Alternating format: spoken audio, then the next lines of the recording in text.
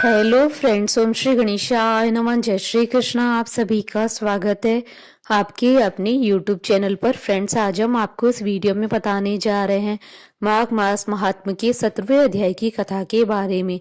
Friends, video शुरू करने से पहले आपसे रिक्वेस्ट है, अगर आप हमारे चैनल पर नए हैं और आपने अभी तक चैनल को सब्सक्राइब नहीं किया है तो प्लीज सब्सक्राइब कीजिएगा चैनल को, साथ ही प्रेस कीजिएगा बेल आइकन को, जिससे नए वीडियोस से रिलेटेड नोटिफिकेशन आपको तुरंत प्राप्त हो सके। और वीडियो पसंद आने पर वीडियो को लाइक और शेयर जरूर कीजिएगा, ताकि सभी भक्तों को इस वीडियो का लाभ प्राप्त हो सके। और कमेंट बॉक्स में जय श्री कृष्ण जरूर लिखिएगा।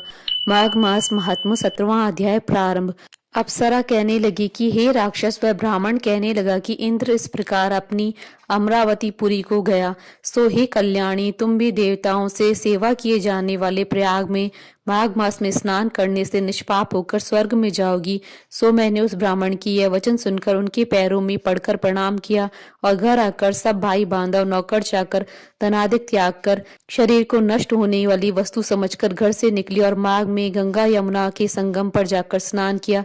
सो हे निशाचर, 3 दिन के स्नान से मेरे सब पाप नष्ट हो गए और 27 दिन के पुण्य से मैं देवता हो गई और पार्वती जी की सखी होकर सुख से निवास करती हूँ। इसलिए मैं प्रयाग के महात्मा को याद करके सब देवताओं के सहित माघ में प्रयाग स्नान करती हूँ। सो मैंने अपना यह वृतांत तुमसे कहा। तुम भी इस योनि में पड़ने और कुरूप होने का सब कारण कहो। तुम्हारी दाढ़ी और मूछें बहुत बड़ी बड़ी हो गई हैं और पार्वती की गुफा में वास करते हो। निशाचर कहने लगा कि हे बद्रे, सज्जनों से गुप्त बात कहने में भी कोई हानि नहीं होती। मुझको अब कोई संशय नहीं रहा कि मेरा उद्धार तुमसे ही होगा। सो मैं अपना सब वृतांत तुमसे कहता हूँ। मैं काशी में वेदों का ज्ञाता था और बड़े उच्च कुल के ब्राह्मण के गर्भ जन्म लिया था। मैंने राजा, पापी, शूद्र तथा वैश्यों से अनेक प्रकार के दान लिए। मैंने दान लेने में चांडाल को भी नहीं छोड़ा। उस जन्म में मैंने कोई भी धर्म का कार्य नहीं किया। वहीं पर ही मैं मृत्यु को प्राप्त हो गया। तीर्थ स्थान पर मरने के कारण नरक में नहीं गया। पहले 2 बार गिद्ध योनि में, 3 बार व्याघ्र योनि में, 2 बार सर्प योनि में, 1 बार उल्लू की योनि में, अब 10वीं बार राक्षस हुआ हूँ और सैकड़ों वर्षों से इसी योनि में हूँ। इस स्थान को 3 योजन तक मैंने जंतुहीन कर दिया है। बिना अपराध के बहुत से प्राणियों को मैंने नष्ट किया है। इस कारण मेरा मन अत्यंत दुखी है। तुम्हारे दर्शन से चित्त में कुछ शांति अवश्य आई है, क्योंकि सज्जनों का संग तुरंत ही सुखदायी होता है। मैंने अपने दुख के कारण आपसे कहे, और सज्जन लोग सदैव दूसरों के दुखों से दुखी होते हैं। अब यह बताओ कि इस दुख रूपी समुद्र को कैसे पार कर सकता हूँ। क्या क्षीर सागर हंस को ही दूध देता है, बगुलों के नहीं देता है? दत्तात्रेय जी कहने लगी कि इस प्रकार उसके वचन सुनकर कांचन मालिनी कहने लगी कि हे राक्षस, मैं अवश्य तुम्हारा कल्याण करूंगी। मैंने दृढ़ प्रतिज्ञा की है कि तुम्हारी मुक्ति के लिए प्रयत्न करूंगी। मैंने बहुत बार प्रयाग में स्नान किया है। वेद जानने वाले ऋषियों ने दुखी को दान देने की प्रशंसा की है। समुद्र में जल बरसने से क्या लाभ है? प्रयाग में स्नान करने का 1 बार का फल मैं तुझे देती हूँ, उसी से तुमको स्वर्ग की प्राप्ति होगी। उसके फल का अनुभव मैं कर चुकी हूँ। तब उस अप्सरा ने अपने गीले वस्त्र का जल निचोड़कर जल को हाथ में लेकर माघ मास के स्नान के फल को उस राक्षस को अर्पण कर दिया। उसी समय पुण्य प्राप्त कर राक्षसी शरीर को छोड़कर तेज में सूर्य के सदृश देवता रूप हो गया।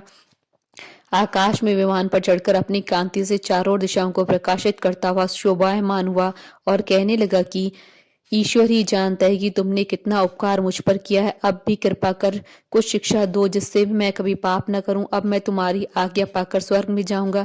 तब कांचन मालिनी ने कहा कि सदैव धर्म की सेवा करो, काम रूपी शत्रु को जीतो, दूसरे के गुण तथा दोषों का वर्णन मत करो, शिव और वासुदेव का पूजन करो, इस देह का मोह मत करो, पत्नी पुत्र धन आदि की ममता त्यागो, सत्य बोलो, वैराग्य भाव धारण कर योगी बनो। मैंने तुमसे यह धर्म के लक्षण कहे हैं। अब तुम देवता रूप होकर शीघ्र ही स्वर्ग को जाओ।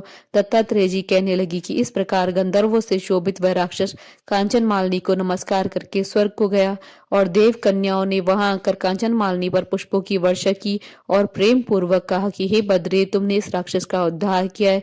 इस दुष्ट के डर से कोई भी इस वन में प्रवेश नहीं करता था। अब हम निडर होकर बचरेंगी। इस प्रकार कांचन मालिनी उस राक्षस का उद्धार करके प्रेम पूर्वक देव कन्याओं से क्रीड़ा करते हुए शिवलोक को गई थी। श्री माघ मास महात्म 17वां अध्याय समाप्त।